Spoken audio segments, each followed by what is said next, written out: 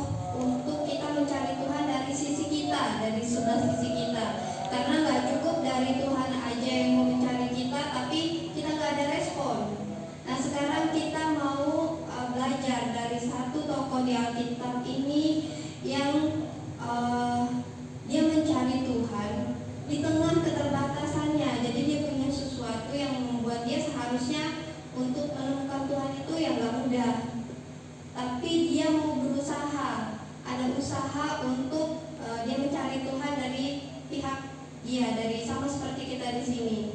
Nah, kita belajar tentang Sakeus. Kita buka ayatnya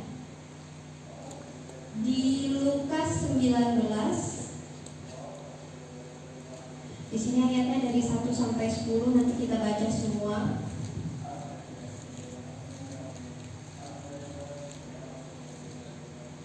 Lukas 19, kita mulai dari ayat 1.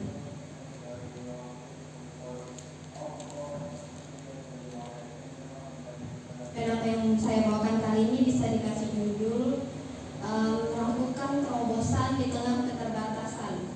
Seperti tokoh yang kita pelajari saat ini namanya Sakeus. Oke, kita mulai baca ayatnya dari ayat 1. Saya bacakan di sini, mungkin saudara juga boleh membaca dari sana, dari tempat duduk masing-masing. Saya mulai bacakan dari Lukas 19 ayat 1. Yesus masuk ke kota Yeriko dan berjalan terus melintasi kota itu. Di situ ada seorang bernama Sakeus, kepala pemungut cukai, dan ia seorang yang kaya. Ia berusaha untuk melihat orang apakah Yesus itu, tetapi ia tidak berhasil karena orang banyak, sebab badannya pendek. Maka berlarilah ia mendahului orang banyak, lalu memanjat pohon ara untuk melihat Yesus yang akan lewat di situ. Ketika Yesus sampai ke tempat itu, ia melihat ke atas dan berkata, "Sakeus, segeralah turun, sebab hari ini aku harus menumpang di rumahmu." Lalu Sakeus segera turun dan menerima Yesus dengan sukacita. Tetapi semua orang yang melihat hal itu bersungut-sungut, katanya, "Ia menumpang di rumah orang berdosa." Tetapi Sakeus berdiri dan berkata kepada Tuhan, "Tuhan, setengah dari milikku akan kuberikan kepada orang miskin, dan sekiranya ada sesuatu yang kuperas dari seseorang, akan kukembalikan 4 kali lipat." Kata Yesus kepadanya, "Hari ini telah terjadi keselamatan kepada rumah ini, karena orang ini pun anak Abraham. Sebab Anak Manusia datang untuk mencari dan menyelamatkan yang hilang." Di sini mulai dari ayat 1 kita belajar Sakeus. Di sini dikatakan ia seorang pemungut cukai. Kalau untuk zaman kita sekarang mungkin tugas pajak namanya. Jadi pemungut cukai ini dia seorang yang kaya. Sebenarnya dalam kapasitas Sakeus, dia gak harus mencari Tuhan begitu gigih sebenarnya, karena dia hartanya banyak. Di sini dia dikatakan orang kaya, dan dia juga bukan seorang yang sakit. Jadi dia tidak membutuhkan Tuhan karena dia sakit, karena dia kekurangan. Di sini dikatakan dia ingin tahu orang seperti apakah Yesus. Jadi dia meskipun dia kaya, dia sehat, dia orang yang gak perlu apa-apa. Kalau kita lihat sekarang, sama seperti kita di tempat ini, kita kan tidak dalam posisi kekurangan sekali. Kita cari Tuhan itu untuk apa? Motivasi kita kan pasti berbeda-beda. Tapi sama seperti kasus Sakeus di sini, dia gak kekurangan uang, dia juga gak dalam posisi yang lagi sakit berat sehingga dia butuh Tuhan. Tapi dia mencari Tuhan karena dia punya kerinduan di dalam hati. Jadi dia mencari Tuhan di sini karena rasa penasaran, rasa ingin tahu. Orang bilang di situ ada Tuhan Yesus, dia pengen tahu seperti apakah Tuhan ini. Karena di sini dikatakan dia seorang pemungut cukai, dan dia orangnya mungkin gak sembarangan bergaul dengan orang lain. Bisa kita lihat di sini, dia dihalang-halangi untuk datang kepada Tuhan Yesus karena orang-orang di sekelilingnya gak suka. Karena bisa dikatakan dia ini gak takut Tuhan. Bisa juga dikatakan dia tidak punya kasih, karena di sini kita tahu pekerjaan pemungut cukai ini kenapa dia dibenci, karena dia memeras orang lemah.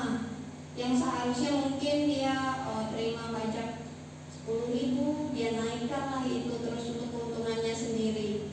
Ini hal yang tidak disukai oleh masyarakat di sekelilingnya dan dia dibenci di sini. Orang-orang lain menghalang-halangi dia untuk datang kepada Tuhan Yesus. Reputasinya mungkin bisa dikatakan gak terlalu bagus di masyarakat, tapi itu tidak menghalangi dia untuk mencari Tuhan. Nah, di sini dikatakan ia melihat orang apakah Yesus itu, tetapi ia tidak berhasil bukan karena dirinya sendiri, tapi karena orang banyak yang menghalangi dia, dan dia juga punya tubuh yang tidak terlalu tinggi, sama seperti kita di sini. Mungkin ada yang sama seperti saya, badannya nggak terlalu tinggi. Kalau lihat gitu kan susah. Mungkin ada yang lebih tinggi dari kita yang untuk nutupin di depan kita udah nggak bisa lihat kan. Nah, tapi di sini Sakeus dia pendek, dia merasa badannya pendek, dia berusaha pun dia susah. Nah, kita lihat di sini dia punya usaha. Selain dia ada keinginan di dalam hatinya, dia juga ada usaha. Di ayat 4 coba kita baca. Maka berlarilah ia mendahului orang banyak, lalu memanjat pohon ara. Usahanya di sini yang pertama, dia berlari mendahului orang banyak. Karena dia tahu mungkin kesempatan buat dia ini kecil. Jadi sebelum orang lain itu sudah sampai di tempat itu, dia sudah di situ lebih dulu. Dia waktunya lebih dulu daripada orang lain. Dia berlari, dia nggak berjalan pelan-pelan. Di sini Sakeus dia tidak menunda-nunda. Dia berusaha mengenal Yesus dan dia gigih. Gak berhasil nih, cuma sampai di tempat itu. Dia naik pohon karena badan pendek, gak kelihatan. Dia naik pohon ara di sini dikatakan. Dia naik pohon ara supaya dia bisa lebih jelas melihat dari arah atas kan. Kalau ke bawah mungkin lebih mudah untuk melihat Tuhan Yesus di tengah kerumunan. Nah, di sini dia gigih sekali dalam usahanya. Dia punya kerinduan. Dia nggak bisa dihalangi dan dia nggak menyerah. Karena ada sebagian kita yang kalau misalnya nih mau ke gereja hujan, ya udah nggak jadi aja, besok juga bisa. Nah, tapi di sini untuk kasus Sakeus dia nggak mau kalah dengan keadaan. Dia pendek, dia ambil usaha, dia panjat, dia mungkin lambat karena orang pendek biasanya kalau jalan lebih susah, lebih lambat dari orang lain. Dia berlari lebih cepat, dia satu langkah lebih cepat dari orang lain untuk menutupi kekurangannya. Dan dia mendahului orang lain dan dia panjat pohon. Dia gak peduli orang lain mau pikir apa. Kadang kan untuk hal seperti ini itu memalukan. Coba saudara di sini pikir, dia ini orang ternama lah bisa dikatakan, meskipun dia dibenci orang, tapi dia seorang yang kaya. Biasanya orang kaya untuk menurunkan gengsinya itu biasa agak susah. Apalagi hal yang memalukan, dia harus panjat-panjat pohon kan di tengah kerumunan orang banyak. Dan dia gak peduli kata orang apa. Mau lihat dia seperti itu, dia gak pedulikan itu. Yang penting dia bisa lihat Tuhan. Dia gak peduli meskipun dia dipandang atau diejek orang-orang di sekitarnya. Dia tetap mau merendahkan dirinya untuk dia naik. Dia buang gengsinya untuk dia bisa melihat Tuhan. Nah, Tuhan di sini melihat reaksi Sakeus. Hatinya mungkin melihat, ini orang punya usaha. Misal kalau kita untuk seorang yang gigih itu, hati kita pasti adalah sedikit respect. Itu kalau melihat ada orang cari kita nih susah-susah sampai ke rumah, misalnya harus hujan-hujanan misalnya datang ke rumah kita, kita pasti mau menghargai orang itu, kita pasti mau menemuinya. Nah, di sini Tuhan Yesus melihat usaha Sakeus yang harus berlari dan memanjat, mempermalukan dirinya di sini. Tuhan Yesus berkata apa? Tuhan Yesus berkata, Sakeus, segeralah turun. Tuhan lihat usahanya. Terus Tuhan katakan, hari ini aku harus menumpang di rumahmu. Tuhan pilih rumah Sakeus yang seharusnya mungkin sebelumnya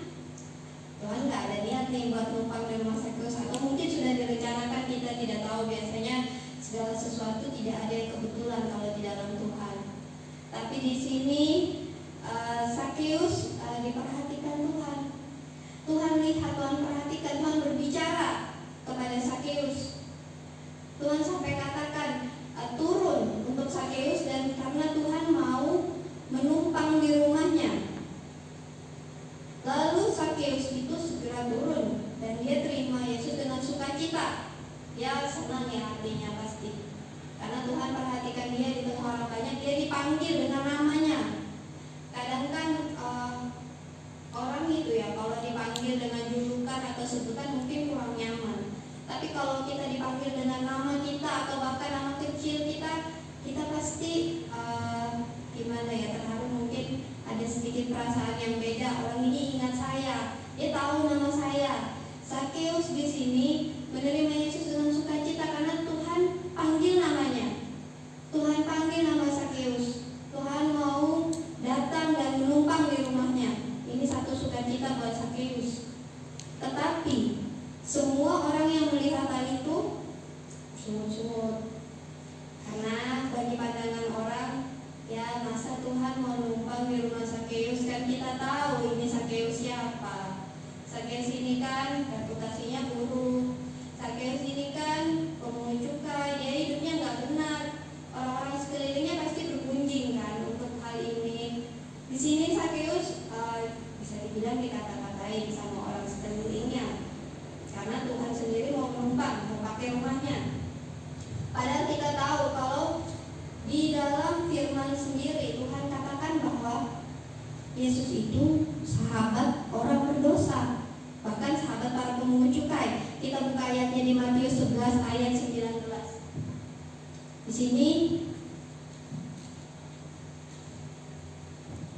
Matius 11 ayat 19 dikatakan, kita bacakan ya.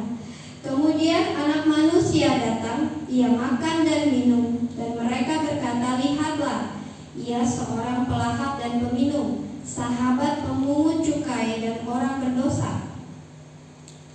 Di sini di dalam firman di Matius dikatakan bahwa Tuhan itu sahabat pemungut cukai dan orang berdosa.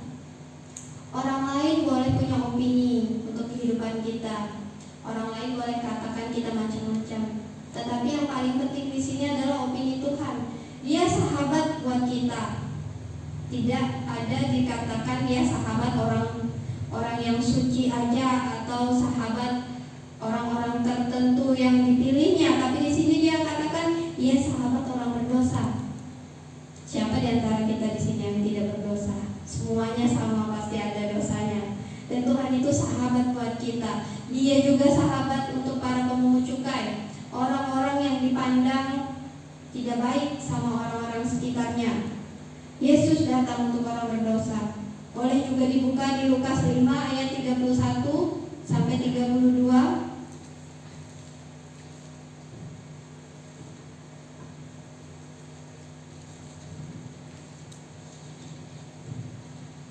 Lukas 5 ayat 31 sampai 32. Di sini firman katakan, lalu jawab Yesus kepada mereka, katanya, bukan orang sehat yang memerlukan tabib, tetapi orang sakit.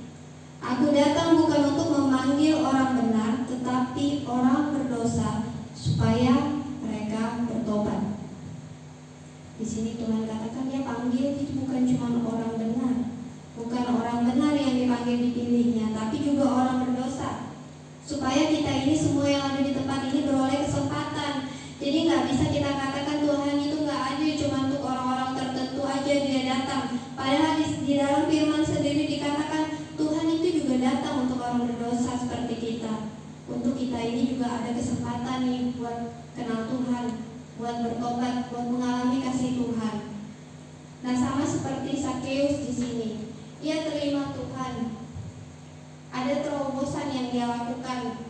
Dia nggak terbatas dan terhalang hanya karena fisik dan keadaan. Juga orang sekitar dia nggak peduli apa kata orang. Dia cuma peduli apa kata Tuhan. Tuhan bilang turun, dia turun. Tuhan bilang Tuhan mau menumpang, dia terima dengan sukacita. Responnya itu sesuatu yang bisa dikatakan jarang ya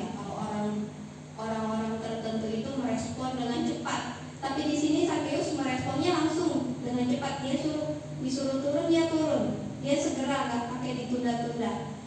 Dan di sini gimana reaksi Tuhan melihat Sakeus? Sudah pasti Tuhan terharu, karena Tuhan itu datang ketika dia mengetuk pintunya dibukakan, dia pasti masuk ke dalam. Dan seorang seperti Sakeus ini, ketika Tuhan Yesus masuk ke dalam kehidupannya dan menumpang untuk Tuhan Yesus itu makan di rumahnya, dia pasti mengalami satu perubahan. Ada transformasi dari hidup Sakeus, sehingga dari Sakeus seorang yang tidak ada kasih, dia menjadi seorang yang penuh kasih. Dia punya belas kasihan di sini, dan dia menjadi seorang pemberi dan memperhatikan orang lemah. Karena gimana nih? Kok dia memperhatikan orang lemah? Gimana nih ayatnya? Coba kita baca. Di situ tetapi Sakeus berdiri dan berkata kepada Tuhan. Di ayat 8. Di ayat 8 dikatakan, tetapi Sakeus berdiri dan berkata kepada Tuhan. Di tengah orang-orang yang sedang makan waktu itu, dia berkata, Tuhan, setengah dari milikku akan kuberikan kepada orang miskin. Dia punya belas kasihan untuk memperhatikan orang lemah. Dan ketika Tuhan masuk ke dalam hidupnya, terjadi perubahan. Dia katakan, sekiranya ada sesuatu yang kuperas dari seseorang, akan kukembalikan 4 kali lipat. Bukan hanya hutangnya dikembalikan, tapi dia kembalikan sekaligus kompensasinya 4 kali lipat. Berapa banyak itu kalau kita bisa hitung-hitungan dari yang dia pinjam dari orang lain, kan banyak sekali. Nah, di sini Sakeus punya bukti perubahan dari kehidupannya. Ketika Tuhan ikut masuk ke dalam hidupnya dan dia persilakan Tuhan masuk ke dalam rumahnya menumpang makan, dia berubah dari seorang yang tidak punya belas kasihan. Dia menjadi seorang pemberi, dia memperhatikan orang miskin. Dan dia juga membayar kepada orang-orang yang dia rugikan berkali-kali lipat, 4 kali lipat di sini dikatakan. Bukan cuma hutang saja, tapi sekalian dengan bunga-bunganya dibayar. Karena dia tahu dia sudah merugikan banyak orang. Nah, di sini Tuhan lihat hati seorang Sakeus. Dia yang sebelumnya mungkin bisa dikatakan seorang yang tidak disukai, dia seorang yang punya kelakuan yang tidak bagus, tapi ketika Tuhan masuk dan menumpang di rumahnya, dia langsung meresponnya dengan perubahan hidup. Di sini ketika kita undang Tuhan masuk ke dalam hidup kita, mungkin Tuhan tidak mengerjakan apa-apa, pasti banyak PR-nya. Tuhan pasti kasih banyak PR buat kita berubah. Roh Kudus pasti kejar kita, tuntun kita ketika kita hidup di luar kehendak Tuhan. Sama seperti Sakeus, dia punya transformasi. Tuhan perhatikan dia, dan di sini kata Yesus kepadanya, kita baca di ayat 9. Hari ini telah terjadi keselamatan kepada rumah ini, karena orang ini pun anak Abraham. Dia diakui sebagai anak Bapak Abraham, Bapak iman. Dan sebab anak manusia datang untuk mencari dan menyelamatkan yang hilang. Di sini Tuhan sudah merespon Sakeus. Tuhan juga kerjakan sesuatu bukan cuma buat dia pribadi, tapi juga buat keluarganya. Tuhan ubahkan satu isi rumahnya itu untuk diselamatkan. Padahal yang merespon cuma satu orang Sakeus, tapi si isi rumahnya juga menerima berkat keselamatan yang daripada Tuhan. Ini yang kita patut syukuri. Kalau Tuhan kita itu bekerja, dia nggak setengah-setengah. Dia mau semua orang di dalam lingkup kita itu semuanya juga ikut diselamatkan. Bukan cuma dia mau menolong kita sendiri, tapi dia juga mau menolong keluarga, saudara, pasangan. Kalau saya sendiri kan punya pasangan. Kalau ada di sini punya orang tua, dia mau perhatikan juga bahkan orang tua kita, orang yang kita rindukan untuk ada di dalam Tuhan. Dan Tuhan ini sangat terharu dengan Sakeus. Tuhan hatinya tergerak karena dia lihat usaha Sakeus. Nah, semoga kita di tempat ini juga saat ini punya respon yang sama seperti Sakeus. Kita terbatas, Adik-adik di sini juga sama terbatas karena kapasitas adik-adik kan bersekolah dan harus taat patuh orang tua. Tapi sama seperti Sakeus di tempat ini. Di sini dikatakan Sakeus meskipun dia awalnya dia seperti nggak butuh Tuhan, dia sudah kaya, dia sehat, tapi dia mau cari Tuhan karena dia punya kerinduan di dalam hatinya. Kita juga di tempat ini sama kan, punya kerinduan buat cari Tuhan. Untuk apa kita sediakan waktu kita datang ke tempat ini? Pasti di dalam hati kita ada satu bagian kosong yang harus diisi. Kita punya kerinduan untuk kenal Tuhan. Nah, di sini kita sama-sama bertumbuh di dalam kebenaran firman Tuhan. Kalau seorang seperti Sakeus ini yang punya reputasi buruk seperti ini pun Tuhan tolong dan selamatkan sisi rumahnya, apalagi kita pasti ditolong Tuhan, kita pasti diperhatikan Tuhan. Kalau kita punya hati yang sama seperti Sakeus, hati yang rindu, hati yang mau untuk terima Tuhan ke dalam kehidupan kita. Sekian yang saya mau sampaikan. Semoga adik-adik di sini bisa mengaplikasikannya masing-masing ya. Karena Tuhan itu berbicara ke kita itu respon kita pasti berbeda. Dan Tuhan pasti juga mau mengerjakan banyak perkara yang berbeda dalam hidup kita. Tapi kalau kita merespon dengan benar, seperti yang Sakeus lakukan, Tuhan pasti selamatkan bukan hanya kita. Itu yang kita percaya. Tapi sisi rumah kita juga diselamatkan. Amin buat firman Tuhan. Saat ini undang kita semua untuk berdoa menerima Tuhan di dalam hati kita masing-masing. Kita tutup mata kita berdoa. Tuhan, terima kasih Engkau sudah sampaikan kata hatimu kepada jemaatmu di tempat ini Tuhan. Hamba-Mu terbatas di dalam kata-kata, namun Engkau adalah Allah yang tidak terbatas. Engkau sanggup mengerjakan masing-masing di dalam kehidupan kami, bagian-bagian kehidupan kami yang harus dibentuk Tuhan oleh kuat kuasa-Mu. Dan biarlah saat ini firman-Mu bertumbuh di dalam hati setiap anak muda di tempat ini, sehingga mereka menyadari Tuhan bahwa hidup mereka berharga dan berarti di hadapan-Mu, bahwa mereka adalah satu generasi yang nantinya akan Kau pakai di dalam segala pekerjaan-Mu. Jika Engkau Tuhan bisa menjangkau seorang Sakeus yang tidak disukai banyak orang dan penuh keterbatasan, Engkau juga akan menjangkau setiap kami yang ada di tempat ini Tuhan, karena Engkau berkuasa dan firman-Mu mengubahkan kehidupan kami. Terima kasih Tuhan Yesus untuk kebenaran firman-Mu. Dan saat ini Tuhan, kami semua yang ada di tempat ini Bapa, mau pulang ke tempat kami masing-masing. Biar kami semua disertai dituntun Tuhan dan ditibakan di rumah kami masing-masing dengan selamat. Terima kasih Tuhan untuk kesempatan yang Kau berikan saat ini bagi kami semua. Kami terima kebenaran firman-Mu Tuhan. Di dalam nama Tuhan Yesus Kristus kami berdoa, kami ucap syukur. Haleluya. Amin. Saya serahkan kepada Kak Agus.